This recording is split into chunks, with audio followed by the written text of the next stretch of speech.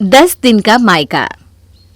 अरे भाई, ट्रेन नई दिल्ली स्टेशन पहुंचती होगी, जल्दी करो, मेरी बहन अकेले आ रही है।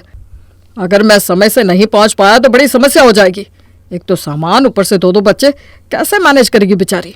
और हाँ, सब कुछ स्पेशल होना चाहिए मेरी बहन के आने पर। हाँ बाबा, मैं सब जानती हूँ कि आपकी इकलौती बहन गर्मी की छुट्टी मनाने आ रही है और आप उसका स्वागत एकदम जोरदार तरीके से करना चाहते हैं। ठीक है, आप स्टेशन के लिए निकलिए, पूजा के स्वागत की तैयारी हम कर लेंगे। पत्नी दिशा की बात सुनकर जय तेजी से अपनी गाड़ी लेकर रेलवे स्टेशन की ओर निकल जाता है। इतना लंबा सफर और तू अकेले ही बच्चों को लेकर आ गई। जीजा जी क्यों नहीं आए? अच्छा, कोई दिक्कत तो नहीं हुई ना? नहीं भैया, कोई दिक्कत नहीं हुई। और मैं कोई पहली बार थोड़ी ना आई हूँ, हमेशा ही तो अकेले आती हूँ। लेकिन आप हर बार ऐसी मेरी चिंता करते हैं। अच्छा ठीक है, जल्दी से गाड़ी में बैठ जा। घर पर तेरी भाभी और मन तेरा इंतजार कर रहे होंगे। जय अपनी बहन और उसके दोनों बच्चों को गाड़ी में बिठाकर घर ले आता है। दिशा, माँ, देखो छोटी आ गई है, जल्दी से आरती की थाली लेकर आओ। क्या भैया, आप भी? आरती की क्या जरूरत है? अरे भाई, जरूरत क्यों नहीं है? तू इतने दिनों बाद घर आई है, आरती तो होनी चाहिए। भाभी से आरती कराने के बाद पूजा घर के अंदर जाती है। अरे पूजा, मैंने कहा था ना इस बार कम से कम 1 महीने के लिए आना, लेकिन फिर भी तू बस 10 दिन के लिए आई है।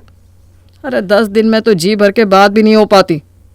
क्या करे भैया, अब यहाँ से जाने के बाद कुछ दिन ससुराल भी तो जाना पड़ेगा ना। फिर बच्चे भी समर कैंप के लिए ज़िद कर रहे हैं।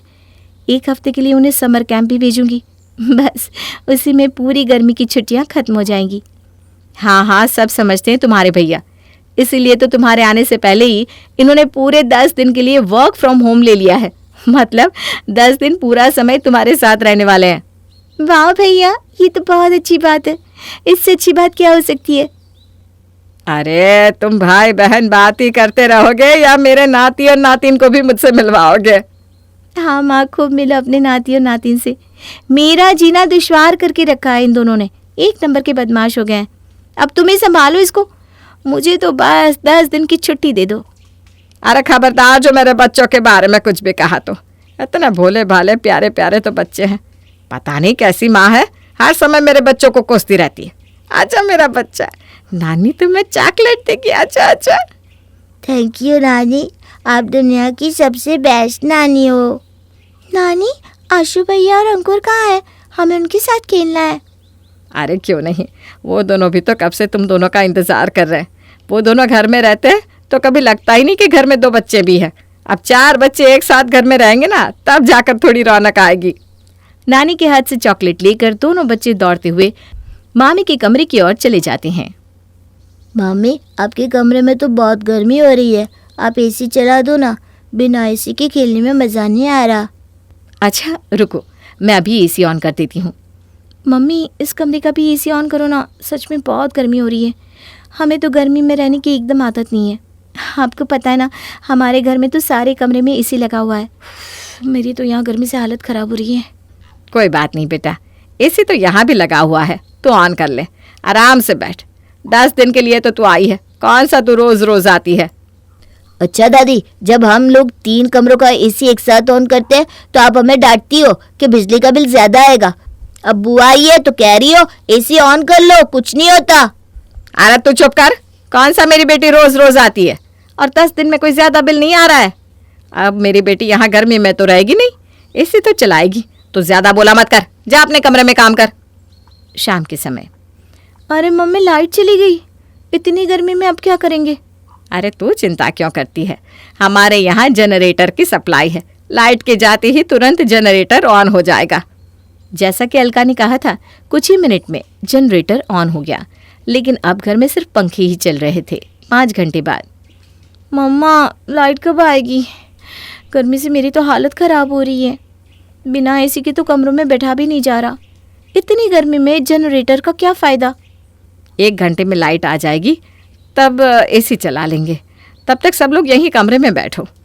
5 घंटे बीतने के बाद भी लाइट आने का नाम नहीं ले रही थी। रात के 11 बजे दिशा, अरे बच्चों ऐसा करो, बाकी सब कमरों की लाइट और पंखे बंद कर दो, हॉल में कूलर लगा लेते हैं, सब लोग यहीं पर बिस्तर लगा लो। ये तूने सही कहा बहू, कूलर के सामने सो जाते हैं, कम से कम कुछ तो राहत मिलेगी, वरना इन पंखों से तो ऐसा लग रहा है कि आग बरस रही है। दिशा के कहने पर सभी ने कूलर के सामने बिस्तर लगा लिए थे, लेकिन बच्चों को एक कूलर के आगे सुलाना भी कोई आसान काम नहीं था। मम्मी, नानी के घर तो बहुत गर्मी है, इस कूलर के आगे मैं ही सोऊंगा, पीछे हवा नहीं आ रही। नहीं नहीं, सबसे आगे मैं सोऊंगी। अरे तुम दोनों हटो, सबसे आगे मैं सोऊंगा। कूलर के सामने सोने को लेकर चारों बच्चों में जंग छिड़ गई थी। अरे भाई शांत करो इन बच्चों को, देख नहीं रहे हो मैं लैपटॉप पर काम कर रहा हूँ? इतना हल्ला गुल्ला कर रखा है। अरे जब घर में 4 बच्चे हैं तो आवाज तो आती है, अब कैसे शांत कराए बच्चों को, तो ही बता दे। जय के कई बार समझाने के बाद भी बच्चे शांत होने का नाम नहीं ले रहे थे। कुछ देर बाद, गुड्डू बेटा शोर मत करो, देख रहे हो ना मैं काम कर रहा हूँ। तुम लोग शांत बैठकर कोई खेल नहीं खेल सकते हो क्या? खबरदार जो बच्चों के साथ ऊंची आवाज में बात की तो। अरे छोटे छोटे बच्चे हैं, खेलेंगे नहीं तो क्या मुंह पर पट्टी लगाकर बैठेंगे? माँ, मेरे कहने का वो मतलब नहीं था। अरे चुप कर, जिसको देखो वही बच्चों पर चिल्लाता रहता है। अरे जितना जरूरी तेरा लैपटॉप पर काम करना है ना, उतना ही जरूरी बच्चों के लिए खेलना भी होता है। और बच्चे नानी के घर खेलने कूदने ही तो आते हैं। अगर चुपचाप ही बैठना होता तो अपने घर ना रह लेते। माँ से झाड़ सुनने के बाद जय चुपचाप अपना लैपटॉप लेकर कोने में बैठकर काम करने लगता है। देर रात 12:30 बजे लाइट आती है और उसके बाद ही सभी लोग अपने अपने कमरे में सोने जाते हैं। उससे पहले तक तो पूरा घर एक अखाड़ा बना हुआ था। अगले दिन, देखो आज मेरी इंपॉर्टेंट मीटिंग है, इसलिए मेरे कमरे में कोई भी शोर मत करना। जिसको भी खेलना है हॉल में ही खेलना। ठीक है पापा। कुछ देर बाद जय को हॉल से तेज तेज चिल्लाने की आवाज सुनाई देती है। दिशा, ये बच्चे इतना शोर क्यों कर रहे हैं? अरे भाई मेरी मीटिंग चल रही है, कितनी बार बताना पड़ेगा? आप ऐसा करिए, इधर वाले रूम में आकर काम कर लीजिए। अब बच्चों को कहते कहते मैं तो थक गई हूँ, लेकिन बच्चे सुनने का नाम नहीं ले रहे। पत्नी की बात सुनकर जय अपना लैपटॉप संभालता बाहर वाले कमरे में अभी आ ही रहा था कि इतने में बहन पूजा का बेटा गुड्डू दौड़ते हुए आकर उससे टकरा जाता है, जिससे जय का लैपटॉप जमीन पर गिर पड़ता है। अरे ये क्या कर दिया तुमने? मैं वहां से आता हुआ दिखाई नहीं दे रहा हूं तुम्हें? पूरा दिन सिर्फ चिकना चिल्लाना, भागना दौड़ना, आराम से बैठना आता ही नहीं जैसे। मामा से डांट खाकर गुड्डू जोर जोर से रोने लगता है। अरे क्यों डांटा गुड्डू को? गिर गया तो गिर गया, डांटने से लैपटॉप फिर से सही तो नहीं हो जाएगा। ये ऑफिस का लैपटॉप था माँ, आपको पता भी है कितने हजार का नुकसान हुआ है मेरा। हाँ तो वो किसी से भी हो सकता था ना, बच्चे हैं, बच्चों से गलती हो ही जाती है। इसका मतलब ये तो नहीं कि बच्चों को डांट लगाने लगो। आज तो तूने डांट दिया, लेकिन आगे से मैं ये सब बर्दाश्त नहीं करूंगी। अरे तुम लोग इतना शोर मचा रहे हो, यहाँ पर थोड़ी देर आराम से बैठकर टीवी देख लो ना। नहीं बुआ, हमें टीवी नहीं देखना, हमेशा टीवी तो देखते रहते हैं। अब गुड्डू चिंकी आए तो उनके साथ हम जी भर कर खेलेंगे। अच्छा तो ठीक है, जाओ जाकर बाहर खेलो। अरे भाभी कैसी बात कर रही हो? इतनी दोपहर हो रही है, बाहर का टेम्परेचर देख रही हो, 47-48 डिग्री हो गया है। इतनी धूप में बाहर कहाँ खेलेंगे? लेकिन अगर ये बाहर जाकर नहीं खेलेंगे तो इतना शोर सुनते सुनते मैं ज़रूर पागल हो जाऊंगी। मामी, आज लंच में क्या बन रहा है? दाल चावल और कद्दू की सब्जी बनेगी। छी, मैं सब्जी नहीं खाने वाला, मेरे लिए अब पास्ता बना दो। नहीं नहीं, मुझे पास्ता नहीं खाना, मुझे मैगी खानी है। अरे भाभी बना दो ना, आपको तो पता ही है कि बच्चे सब्जी भाजी कहाँ खाते हैं। ठीक है, बना दूंगी। जब से पूजा आई थी बच्चों की डिमांड थी कि कम होने का नाम ही नहीं ले रही थी। इतनी तपती गर्मी में जब 2 वक्त खाना बनाना भी मुश्किल है, बेचारी दिशा पूरा पूरा दिन बच्चों की फरमाइश पूरी करने के लिए रसोई में लगी रहती। कभी कोई मैगी मांगता तो कभी कोई पास्ता, किसी को चाउमीन खानी होती तो किसी को फ्रेंच फ्राइज, कभी पूजा कचौड़ियों की ख्वाहिश जाहिर कर देती तो कभी सास पकौड़ों की। कुल मिलाकर पूरे 10 दिन में रसोई में खड़े खड़े दिशा की हालत पस्त हो चुकी थी। इधर पूरा पूरा दिन 3 कमरों की एसी चल रही थी, जिसके कारण बिजली का मीटर पूरी स्पीड में भाग रहा था। इन 10 दिनों में जय के काम का भी बहुत भारी नुकसान हुआ था। बहन के आने की खुशी और उत्साह में उसने वर्क फ्रॉम होम ले तो लिया था, लेकिन अब उसे लेने के देने पड़ गए थे, क्योंकि एक भी दिन वो सुकून से काम नहीं कर पा रहा था। उल्टा ऑफिस के लैपटॉप के टूटने के कारण उसे हर्जाना भरना पड़ा था। सो अलग, अब तो घर में सबकी वो हालत हो गई थी कि एक एक दिन बीत पाना मुश्किल हो रहा था। 10वें दिन, माँ आप ठीक कह रही थी, मुझे थोड़े और दिनों के लिए आना चाहिए था। 10 दिन तो कैसे बीत गए पता ही नहीं चला। मैं एक बार गुड्डू के पापा से फ़ोन करके पूछती हूँ, अगर 1 हफ्ते बाद हमें लेने आ सके तो अच्छा होगा। भाई का भी कितना मन था मेरे साथ कुछ दिन और बिताने का, मैं ऐसे अचानक चली जाऊंगी तो उन्हें कितना बुरा लगेगा। अरे नहीं नहीं पूजा, कोई बात नहीं। अब जीजा जी को क्यों परेशान कर रही है? और फिर तू ससुराल नहीं गई तो कहीं जीजा जी नाराज ना हो जाए। कोई बात नहीं, 10 दिन भी कोई कम होते नहीं है। रक्षाबंधन पर तो आएगी ना, तब रुक जाना कुछ दिन। 10 दिन की छुट्टियां खत्म होने के बाद पूजा अपने ससुराल लौट गई थी, लेकिन इस 10 दिनों में घर में ऐसा आतंक मचा था कि जय और दिशा अभी तक सदमे में थे। निर्मला जी की 2 बेटे हैं, रमेश और सुरेश। दोनों फौज में होते हैं। इस वजह से दोनों की पत्नियां गीता और बबीता अपनी सास निर्मला के साथ रहती थी। एक दिन की बात है, बबीता निर्मला के पास आकर कहती है, माँ जी मुझे फ़ोन चाहिए, ज़रा देना तो, मुझे रमेश से बात करनी है।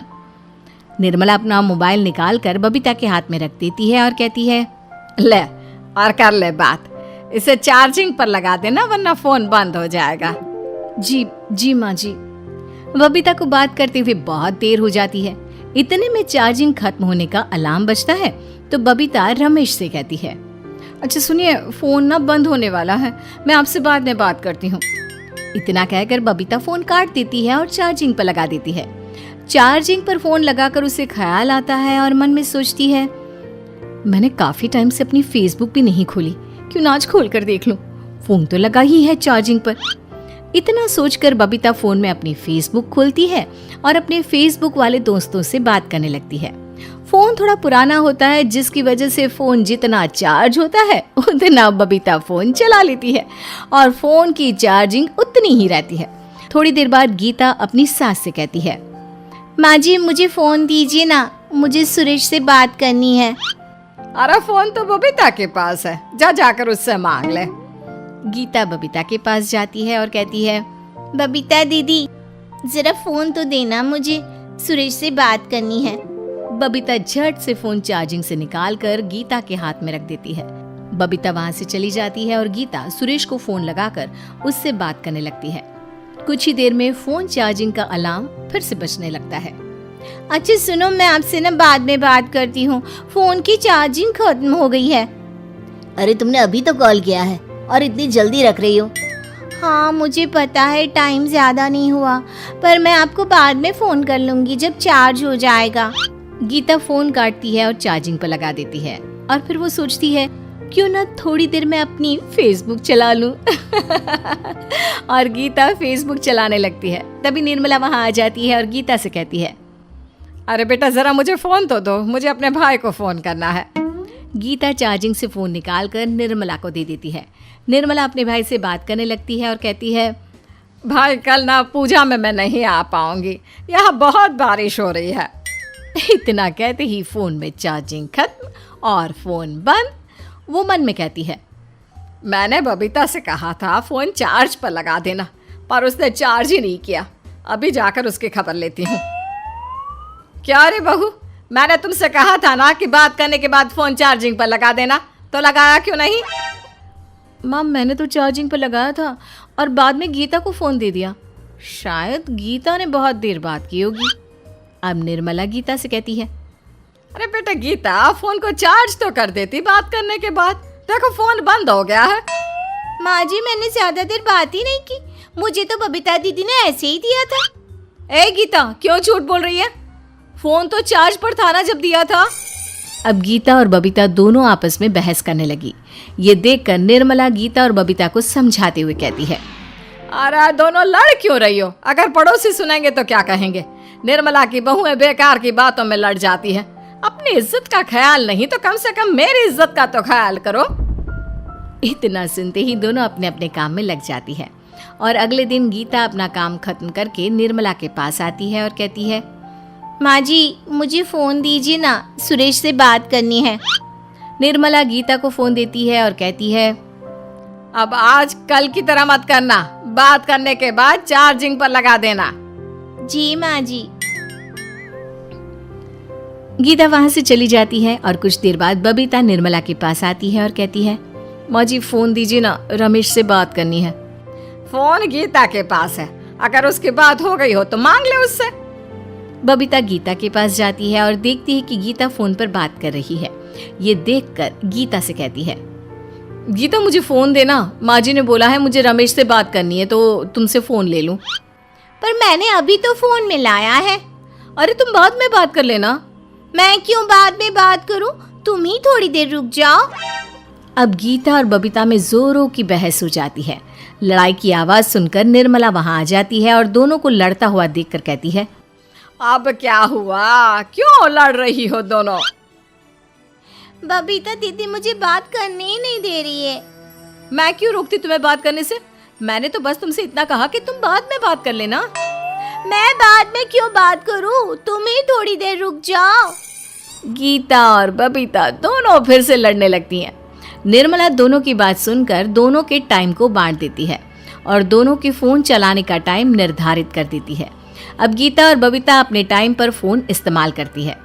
एक दिन जब गीता फ़ोन में अपनी फेसबुक चला रही होती है तो गीता के दोस्त गीता से ससुराल को लेकर मजाक करते हैं।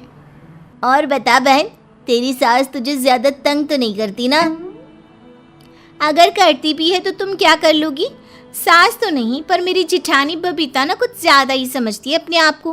हर टाइम मेरे पीछे पड़ी रहती है।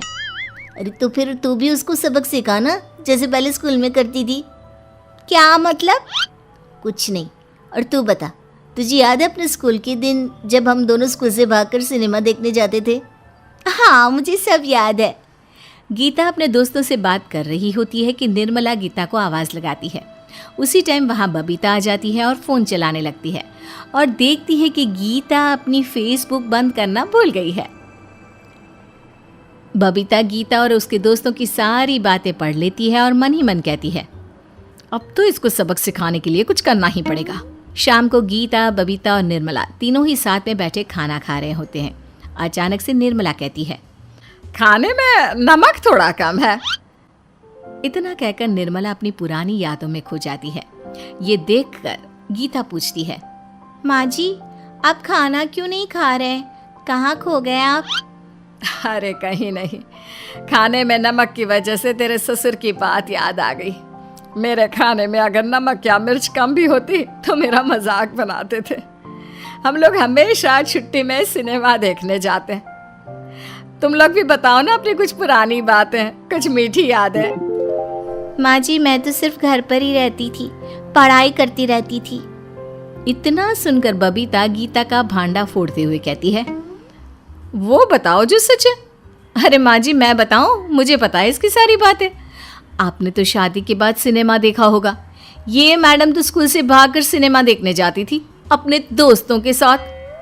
अपना भांडा फूटता देख गीता भी कहती है, तुम कौन सा कम हो? मैंने तो सिर्फ लड़कियों के साथ सिनेमा देखा है, पर तुम तो लड़कों के साथ जाती थी सिनेमा देखने, और तुम तो घर से पैसे चोरी करके सिनेमा देखती थी। इसी तरह दोनों अपनी सास के सामने एक दूसरे के सारे पत्ते खोल देती है। निर्मला दोनों को बहुत डांट लगाती है और कहती है, ये तुम दोनों किस तरह की बेहुदा बातें कर रही हो? एक दूसरे को उल्टा सीधा बोल रही हो, पर यह भूल गई कि सामने तुम्हारी सास बैठी है। अगर मुझे इज्जत का ख्याल ना होता तो मैं तुम दोनों को घर से निकाल देती। अगर तुम एक दूसरे से ऐसे ही लड़ोगी और एक दूसरे के राज खोलोगी तो तुम अपना ही घर बर्बाद करोगी। अब दोनों को अपनी अपनी गलतियों का एहसास होता है। गीता और बबीता निर्मला से माफ़ी मांगती हैं और फिर एक दूसरे से माफ़ी मांगती हैं और साथ मिलकर खुशी खुशी रहती है। कुछ दिन बाद सास दोनों को अलग अलग मोबाइल दिलवा देती है ताकि दोनों की राज राज ही रहे।